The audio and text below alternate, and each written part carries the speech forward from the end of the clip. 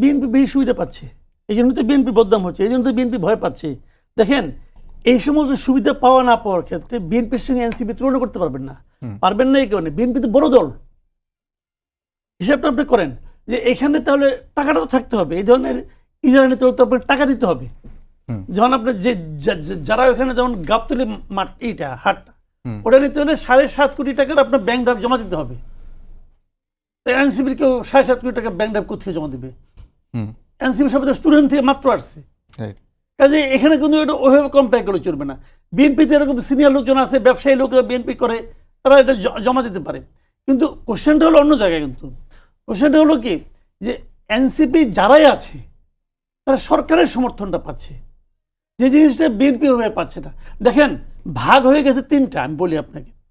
এই আন্দোলনের কারা কারা ছিল না ছিল এটা বিশাল আলোচনা, কিন্তু আন্দোলনের সামনের সাইডে চলে আসছে 3টা। একটা হলো এনসিপি, আরেকটা হলো জামাত, আরেকটা হলো বিএনপি। এই 3টা মোটামুটি কে কি করছে দেখেন।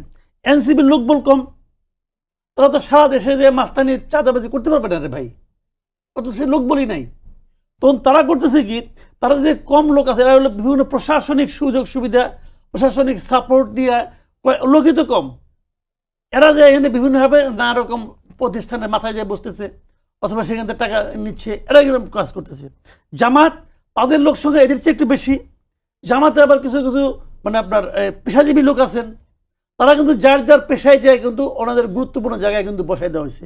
অনেকগুলি ইউনিভার্সিটির ভিসি অথবা এরকম জায়গায় কিন্তু ওনাদের লোকগুলি যে বসে পড়ছে এবং ওনারা এটা কিন্তু মোটামুটি হ্যান্ডেল করতেছেন। এবং আপনার বিচার বিভাগেও তাদের অনেক লোকজন কিন্তু বিভিন্ন গুরুত্বপূর্ণ জায়গায় বসে পড়ছে, তারা খুব বুদ্ধিমত্তার সঙ্গে খেলতেছে। আর বিএনপি বড় দল, তো তারা তাদের কন্ট্রোল করতে পারে না। আপনি 2000 লোককে বিএনপি নিজেরা বহিষ্কার করছে। বাংলাদেশের ইতিহাসে এরকম ঘটনা নাই, নিজের দলের 2000 লোককে বহিষ্কার করে বাংলাদেশের ইতিহাসে নাই। এবং কারাগারের বিরুদ্ধে বিএনপি নিজে যে মামলা করছে। আচ্ছা এটা কেন হচ্ছে? আমি আপনাকে 2টা ঘটনা বলি। ধরেন আপনার বাড়িতে একজন লোক যে চাঁদাবাজি করলো, আপনি জানেন সে বিএনপির লোক, আপনি জানেন, তো তাহলে আপনি কার কাছে যাবেন? আপনি যাবেন তো পুলিশের কাছে, যে আমার বাসায় চাঁদাবাজি করছে, আমার বাসায় দখল করছে, পুলিশের কাছে যাবেন না? তো দায়িত্বটা তো বেসিক্যালি পুলিশের, কারণ চাঁদাবাজি বলেন দখলদারি বলেন এটা তো একটা অন্যায় কাজ, এই কাজটা নিয়ন্ত্রণ করার দায়িত্ব কার? পুলিশের। কিন্তু পুলিশ যদি এটা ধরার পরে, পুলিশ তাকে ধরে নিয়ে গেল, তারপরে যদি বিএনপি তাকে ছাড়ানোর জন্য আন্দোলন করতো, তখন আপনি দোষ দিতে পারতেন বিএনপির। এখন তাই মানে বিএনপি কোনো দায় নাই? দায় আছে।